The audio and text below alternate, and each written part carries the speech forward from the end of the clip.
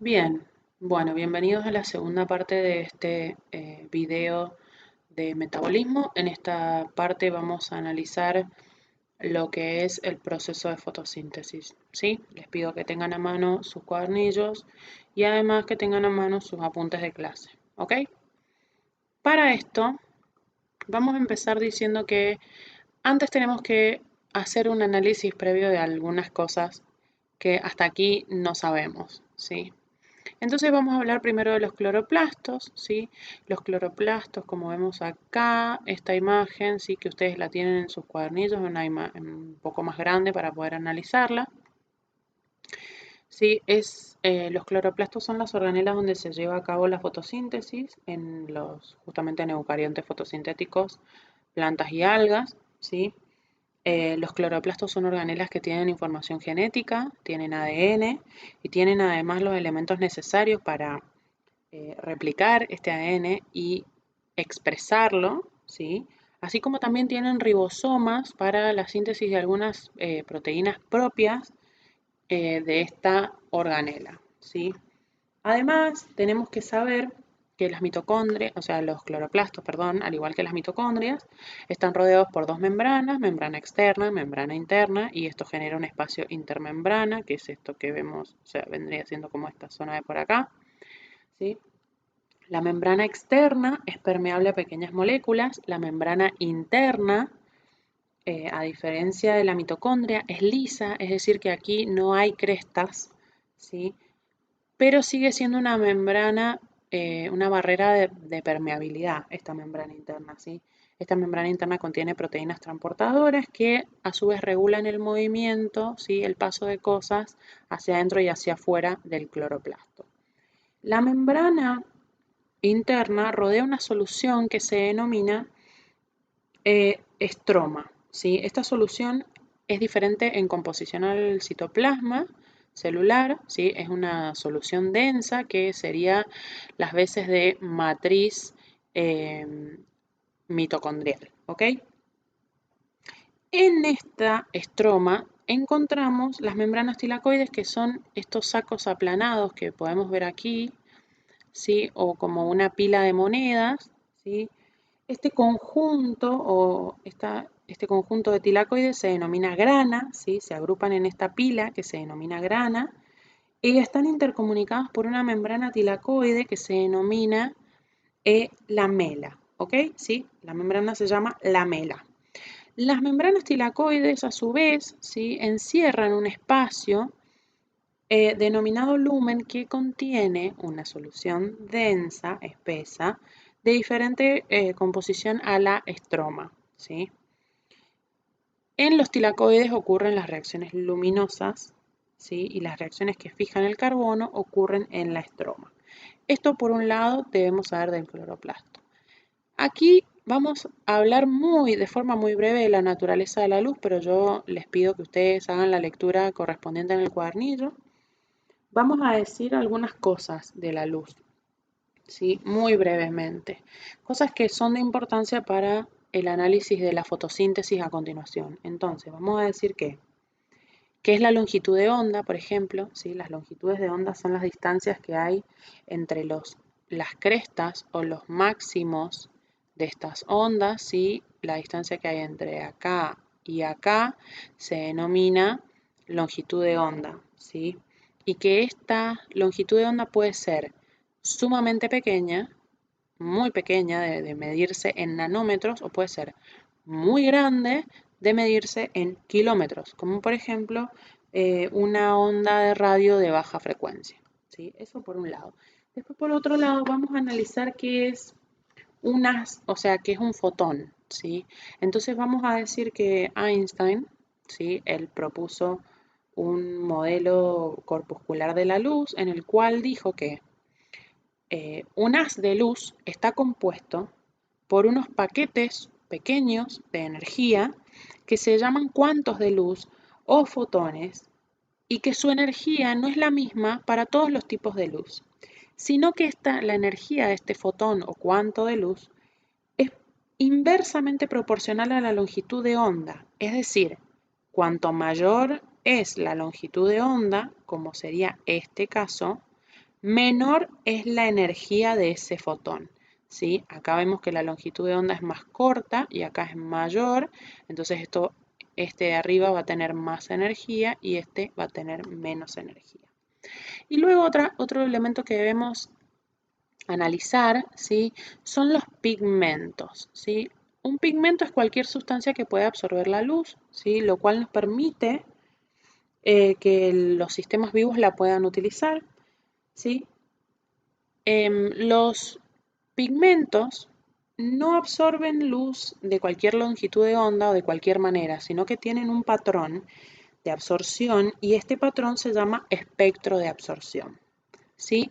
Entonces, aquí, donde yo les estoy señalando con el mouse, ustedes van a ver como un mecanismo, ¿sí? Y este es el funcionamiento del pigmento al absorber la luz, ¿sí? Entonces, un pigmento absorbe un fotón de luz, ¿sí? El cual lo que hace es promover un electrón de este pigmento a un nivel energético mayor, ¿sí? Entonces alcanza un estado que se denomina excitado, ¿sí? Es como que vibra, ¿sí? Tiene mucha energía y esto le genera una gran inestabilidad, ¿sí? Este estado excitado es muy efímero, o sea, dura muy poco tiempo. Entonces la energía es absorbida, ¿sí? O puede suceder una de estas tres eh, cosas, ¿sí? Se puede disipar como calor, se puede reemitir como fluorescencia, puede ser utilizada como una reacción fotoquímica. Es importante saber que para que el fotón de luz sea absorbido, debe contener una cantidad energética igual a la cantidad energética que se requiere para promover ese electrón a un nivel más alto de energía, ¿sí? Esto es importante que lo destaquemos. Aquí, como vemos, tenemos el pigmento clorofila. Este pigmento lo tenemos en los tilacoides de los cloroplastos, en las membranas tilacoides de los cloroplastos, ¿sí? Algo importante para decir aquí es que este pigmento clorofila lo que hace es absorber luz en longitudes de onda violeta, azul y rojo también. Y debemos decir que los tilacoides de los cloroplastos están orientados de una forma, ¿sí? Entonces, cuando hay luz, el cloroplasto se desvía hacia la luz y lo que hace es orientar todos los pigmentos presentes hacia esa luz, ¿sí? De forma tal que genera una especie de antena electromagnética donde lo que hace es potenciar o maximizar la capacidad de recepción de esa luz, ¿sí? Esto es importante decirlo.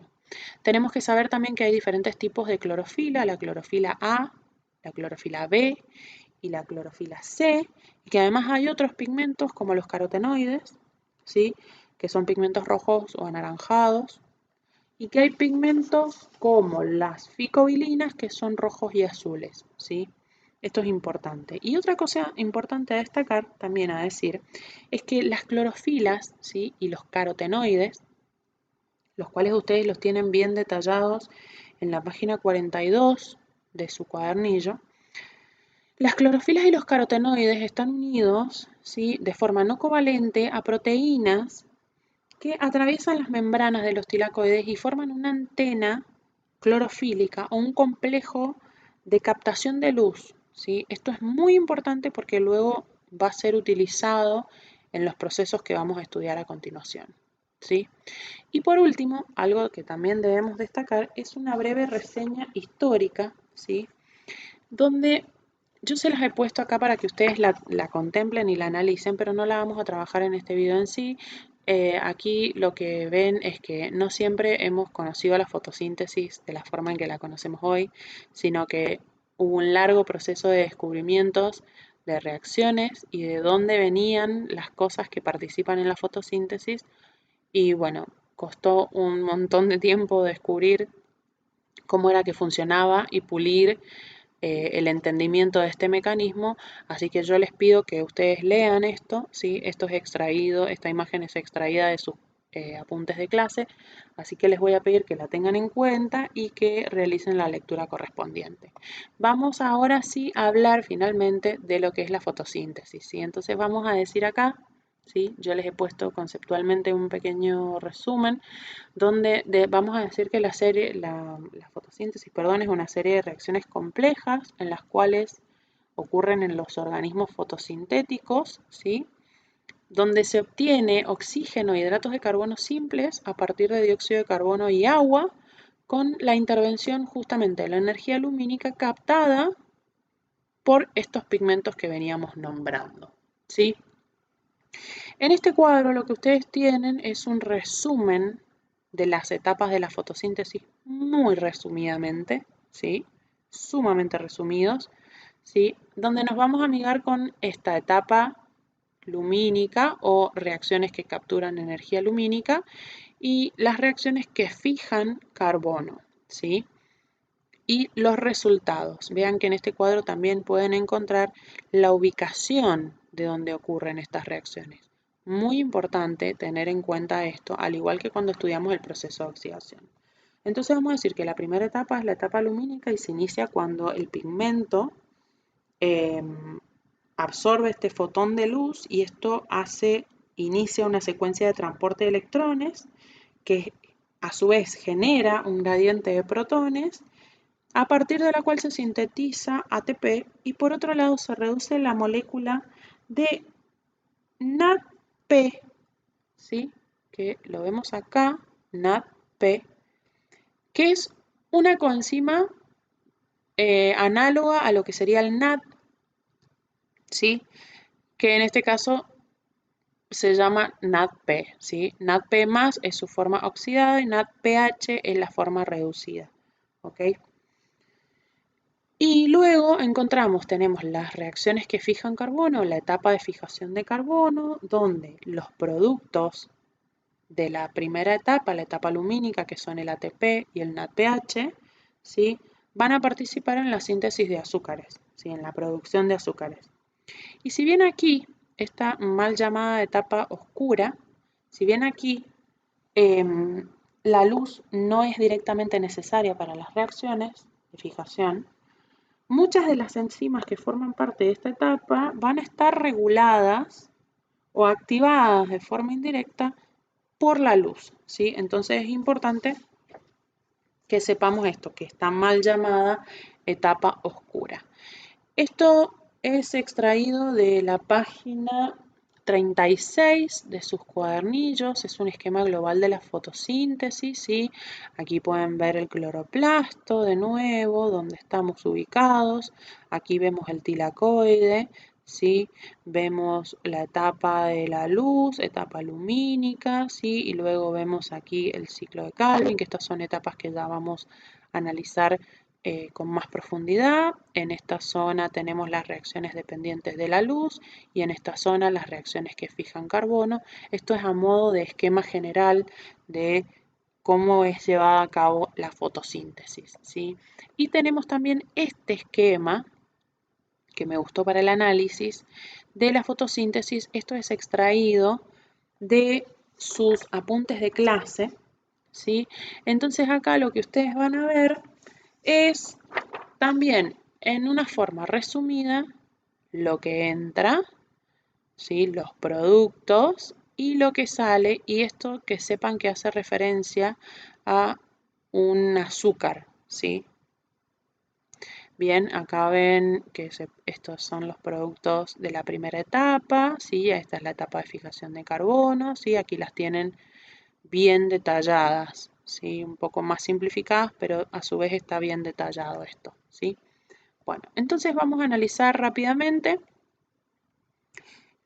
la etapa lumínica, el flujo no cíclico de electrones, ¿sí? Básicamente esta etapa es un transporte de electrones, pero para ello tenemos que analizar ciertas cosas que hasta ahora no hemos nombrado, que son los fotosistemas, ¿sí? Aquí tenemos el 2 y aquí tenemos el 1 y son de gran importancia, entonces los vamos a trabajar, ¿sí? Recuerden que estamos hablando del flujo no cíclico de electrones. Las plantas, las algas y las cianobacterias tienen en sus tilacoides dos complejos que se denominan fotosistemas, ¿sí? Son dos, fotosistema 1 y 2, ¿sí?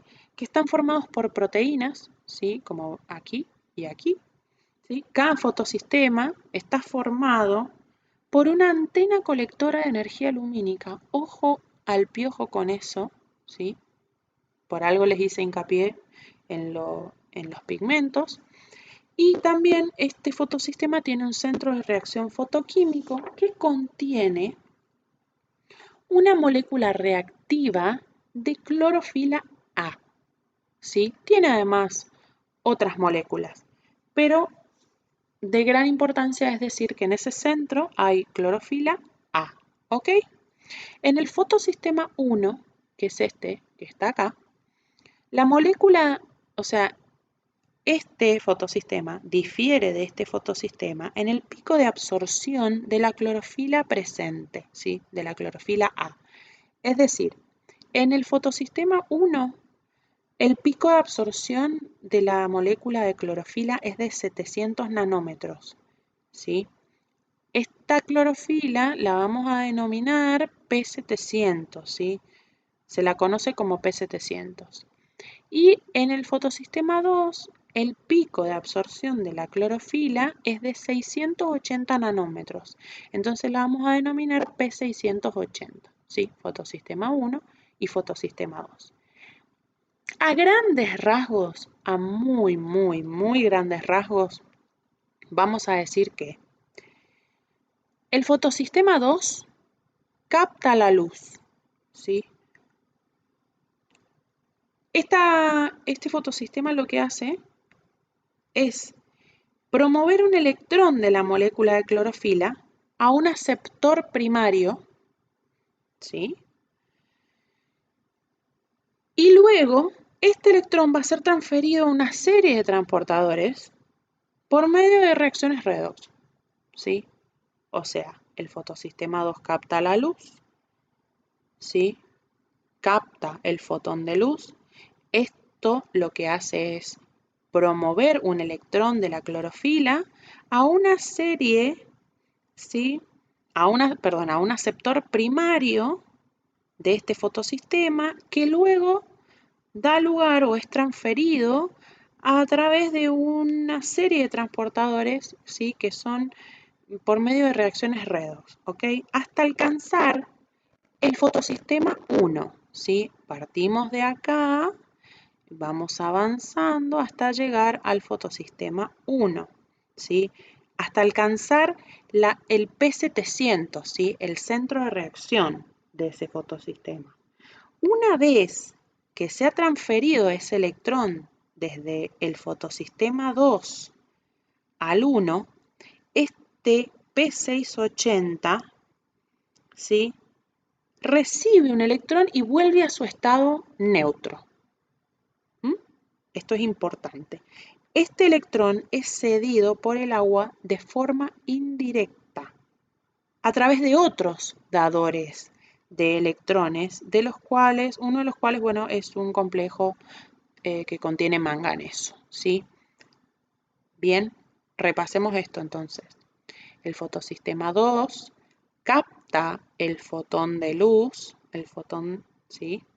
Este fotón lo que hace es promover, ¿sí? O transferir un electrón de la molécula de clorofila 680, de la P680, hacia un aceptor primario que luego desencadena o es transferido, ¿sí? Mediante transportadores que suceden a través de reacciones redox y llega hasta el centro reactivo del fotosistema 1, donde está la clorofila A, el P700, ¿sí? Bien, una vez que él deja este electrón de nuevo, que lo deja acá, este recibe un electrón, ¿sí? Y vuelve a su estado neutro. Importante esta parte. En simultáneo, ¿sí? Todo esto en simultáneo, el fotosistema 1 atrapa un fotón de luz, lo cual induce que éste se oxide, su oxidación. Entonces, un electrón del P700 que tenemos aquí es lanzado a un aceptor primario, ¿sí?, de este mismo fotosistema, que lo recibe y se reduce. Este electrón es entonces transferido a otra serie de transportadores, ¿sí?, hasta que llega al NADP oxidado, ¿sí? El electrón eliminado de la molécula de P700, ese electrón que soltó, ¿sí?, es reemplazado por el que proviene desde el fotosistema 1, ¿ok? Es reemplazado, ¿sí? Entonces, bien, las reacciones de fotosíntesis, en las reacciones que tenemos acá de fotosíntesis dependientes de la luz, lo que hay es un flujo continuo de electrones desde el agua al fotosistema 2 y a través, y de este, ¿no es cierto?, al fotosistema 1 y a través del 1 al NADP reducido. ¿Sí? Es un poco complejo, yo lo sé, pero analícenlos despacio y van a ver que les resulta más simple de entender a medida que lo empiezan a repetir, ¿sí? En diferentes etapas del transporte, ¿sí?, de este transporte de electrones que estamos viendo acá, se extraen protones de la estroma y son liberados al espacio intertilacoide, el lumen, ¿sí? ¿Recuerdan lo que es el lumen? Analicen con atención qué es lo que es el lumen, ¿sí? Y esto lo que hace es generar un gradiente de protones, ¿sí?, que no se va a disipar porque las membranas de los tilacoides son impermeables a los protones. Entonces se genera lo que conocemos como fuerza protón motriz, ¿sí?, que es creada por este gradiente, que a su vez utiliza, ¿sí?, es utilizada por el complejo este que vemos acá, un complejo proteico que se denomina ATP sintetasa o ATPasa de tipo F, donde se sintetiza, ¿sí?, se va a sintetizar ATP a partir de ADP y fósforo inorgánico. ¿Les suena alguna analogía que podamos comparar con este proceso? ¿Sí? Bien. Este complejo, ¿sí?, está formado por dos componentes que son propios del cloroplasto, ¿sí? Así como la mitocondria tenía su ATP sintetasa, acá tenemos la ATP sintetasa propia del cloroplasto. Tiene un componente que se denomina CF sub 0 y otro componente que se denomina CF sub 1. El CF sub 0, ¿sí?, que está acá, es un poro protónico, ¿sí?, que está compuesto por proteínas. Ustedes, como lo ven, tiene profundidad. No sé si ustedes alcanzan a percibir ahí, sí, pero se ve como una especie de profundidad. Este poro protónico permite el paso de los protones desde el lumen al estroma, ¿sí? El CF sub 1, esta porción que está acá arriba, ¿sí?, es un complejo proteico. Y aquí se encuentra el sitio catalítico para la síntesis de ATP, que la estamos viendo en esta flecha, ¿sí? ADP, fósforo inorgánico, y se forma ATP, ¿sí? Pasan los protones y a su vez, ¿sí?, esto genera este proceso, ¿sí?, que es esta síntesis de ATP a partir de ADP, que se denomina, ¿sí?, fotofosforilación, que es esto que encontramos acá, ¿sí?, este nombre que tenemos aquí. Esto me he tomado el tiempo de explicárselos bien lentamente para que ustedes me puedan seguir, puedan mirar la imagen, si quieren pueden ir leyendo el apunte, ¿sí?, en simultáneo, pero no se asusten al ver todo esto, ¿sí? Simplemente vayan entendiendo paso por paso, despacio, ¿sí?, que ustedes sin duda van a poder. Bien, bien. Esto es el flujo, hasta acá hemos hablado del flujo no cíclico de electrones. Es continuo, pero no es cíclico, ¿sí? En esta misma etapa encontramos un flujo que es cíclico, un flujo de electrones que es cíclico, ¿sí? Aquí, el fotosistema 1 puede trabajar, ¿sí?, de forma independiente al fotosistema 2. Cuando esto sucede, no se sintetiza, no se forma el NADPH o el NADP reducido, ¿sí? Este proceso se llama flujo cíclico.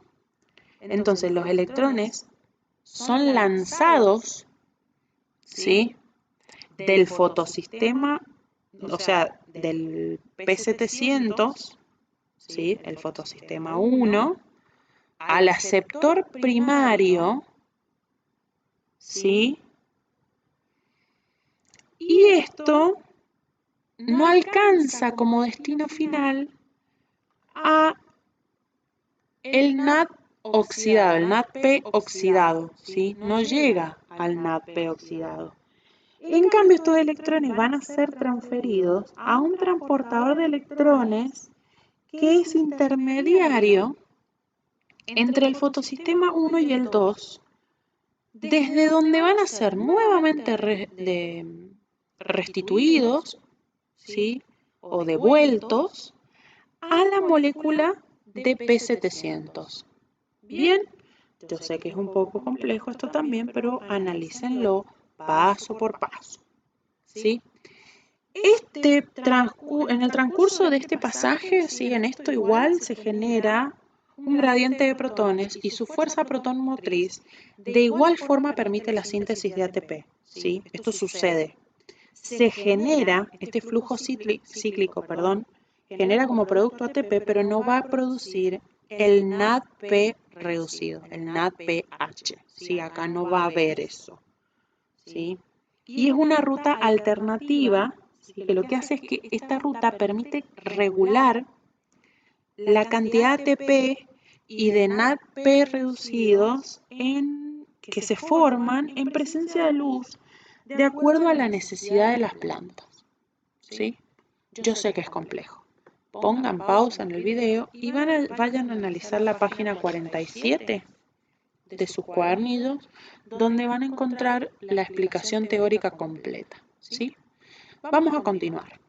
Entonces, hasta acá veníamos hablando de la fotosíntesis, pero en su etapa lumínica, ¿sí? Hablamos del flujo no cíclico y del flujo cíclico de electrones.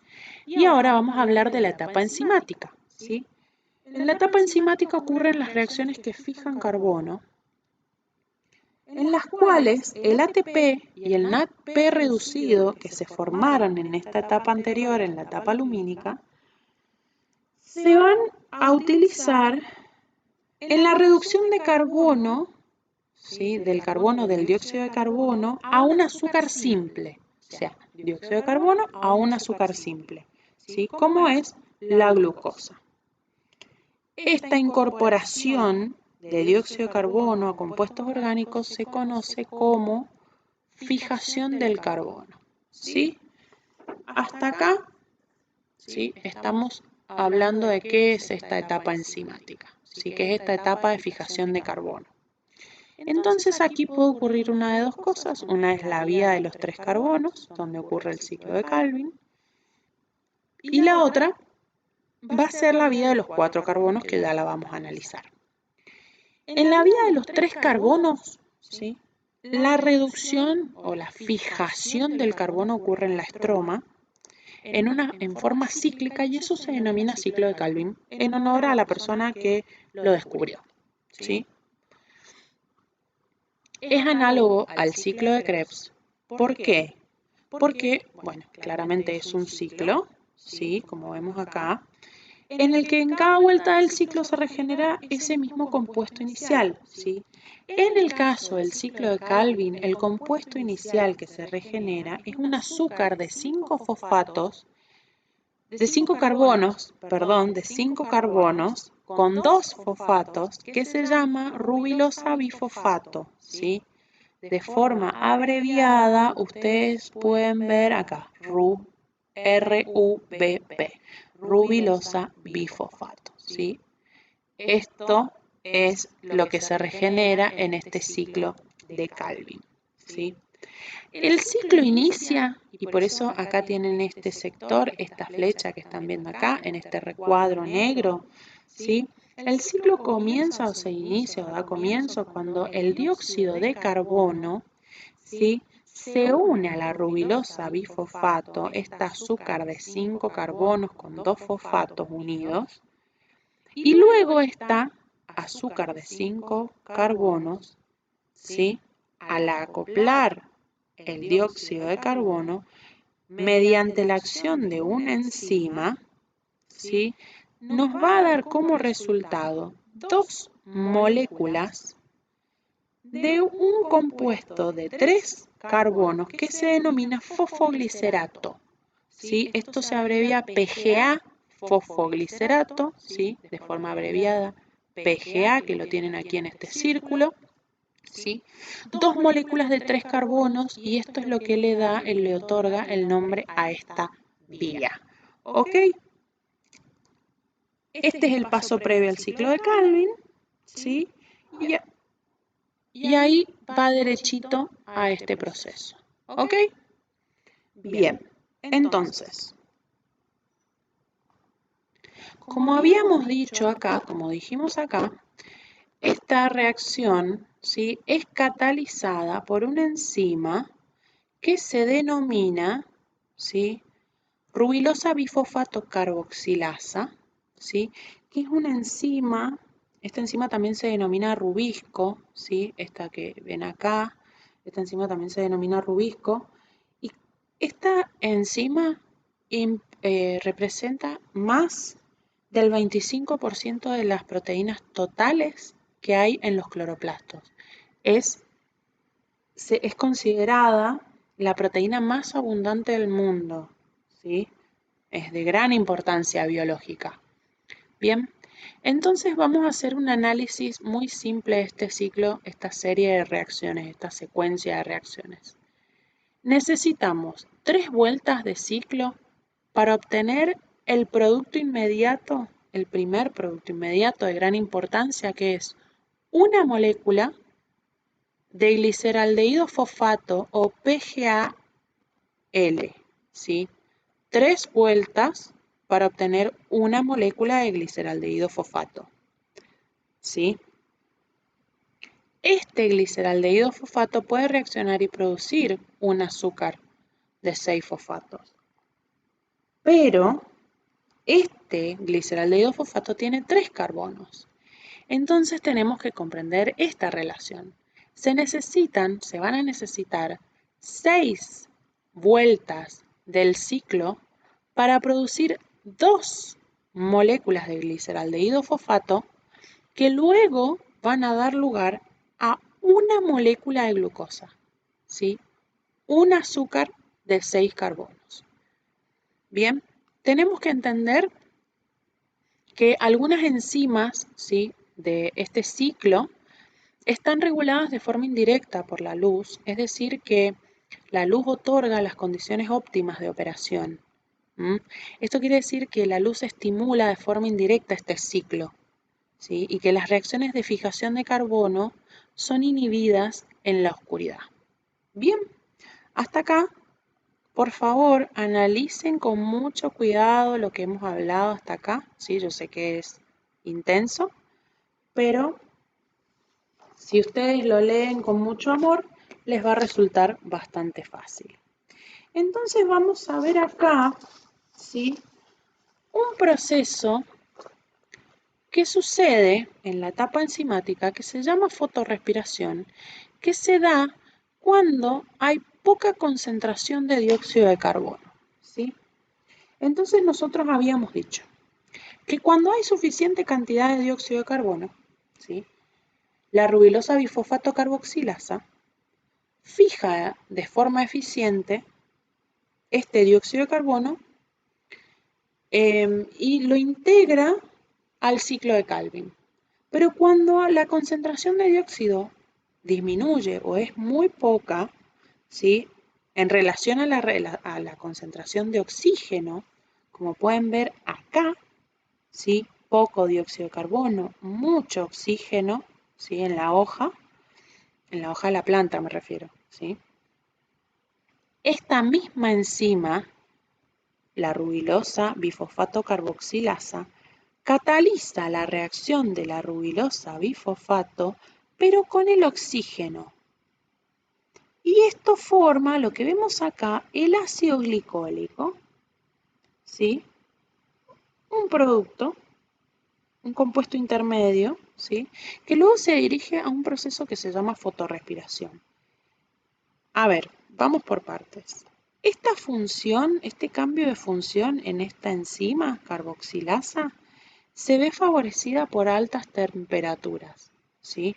O sea, temperaturas superiores a 28 grados.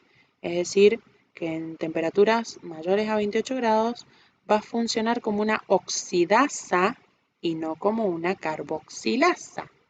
Bien, este proceso de fotorrespiración ocurre en los peroxisomas, ¿sí? Y ocurre también en las mitocondrias. Forman compuestos intermedios que consumen ATP y dan lugar a la producción de dióxido de carbono y de agua. Bien, hasta acá hemos analizado una parte, ¿sí? De la etapa enzimática, pero aún queda otra parte de esta etapa enzimática que puede suceder, ¿sí? Y es la que denominamos la vía de los 4 carbonos en las plantas C4, ¿sí? Como vimos hasta acá, en la mayoría de las plantas el primer paso de fijación de carbono es la unión de la rubilosa bifosfato con el dióxido de carbono y esto ingresa al ciclo de Calvin, ¿sí? Esto es lo que hemos visto hasta acá. Sin embargo, algunas plantas lo que hacen primero es unir, ¿sí? El dióxido de carbono a un compuesto que se denomina fosfoenol piruvato o en su abreviación PEP, ¿sí? Y se forma un compuesto de 4 carbonos, el ácido oxaloacético que vemos aquí, ¿sí? Y de aquí proviene el nombre de esta vía. 4 carbonos tiene este ácido oxalacético o oxaloacético, 4 carbonos se llama la vía, ¿sí? Entonces, en el caso de la vía de los 4 carbonos, el dióxido de carbono se une primeramente al PEP y esto da lugar al ácido oxaloacético, ¿sí? Y esto le otorga el nombre a la vía. El dióxido de carbono se fija primero como este ácido, ¿sí? En estas células que vemos acá, que son las células del mesófilo, ¿sí? Esto es un poco complejo los nombres de la hoja, ¿sí? Se fija acá, ¿no es cierto? Como este ácido. Entonces, la PEP carboxilasa, que es la enzima que va a catalizar esta reacción, no puede, es incapaz de fijar oxígeno, ¿sí? De incorporar oxígeno, que es una gran diferencia que tiene con la rubilosa bifosfato carboxilasa, que sí podía fijar oxígeno, ¿sí? Acá esta no puede incorporar. Entonces, aún en concentraciones muy bajas de dióxido de carbono y habiendo mucha concentración de oxígeno, la enzima igual trabaja de una forma más rápidamente, uniendo el dióxido de carbono al PEP, ¿sí? ¿Esto qué quiere decir? Que, como les decía, lo fija más rápido, ¿sí? Y aún así en concentraciones menores. Esto es importante. Esto es bastante importante, ¿sí? Entonces, el ácido oxaloacético se transforma en ácido málico o malato, ¿sí? Que es transportado ¿sí? A la célula de la vaina, entonces vemos acá las células de la vaina, ¿sí? Nosotros estábamos acá y es transportado ese malato a las células de la vaina, donde aquí va a perder, ¿sí? Un grupo carboxilo y va a liberar dióxido de carbono, ¿sí? Que es lo que vemos acá, y este sí va a entrar al ciclo de Calvin, ¿sí? El ácido málico se transforma en ácido pirúvico y regresa otra vez a la célula del mesófilo, o sea, vuelve otra vez hacia acá, donde es nuevamente fosforilado, que es este proceso que vemos acá, que es la incorporación del fósforo, ¿sí? Es fosforilado a PEP nuevamente, ¿sí? Fosfoanolpiruvato, PEP. Entonces, ¿sí? Repasemos. Repasemos hasta acá lo que sabemos. En esta vía de los C4, ¿sí? Lo que hace el dióxido de carbono es fijarse primeramente al fosfoanolpiruvato, al PEP, ¿sí? Y esto forma este compuesto de 4 carbonos, que es el ácido oxaloacético, y esto le otorga el nombre, ¿sí? A la vía. Esto ocurre en 2 sitios diferentes de la hoja, ¿sí? Es incapaz la enzima que cataliza esta vía de fijar oxígeno, de incorporar oxígeno. Entonces, fija dióxido de carbono al PEP de una forma más rápida y en una concentración inclusive mucho menor. Entonces, ¿qué sucede acá?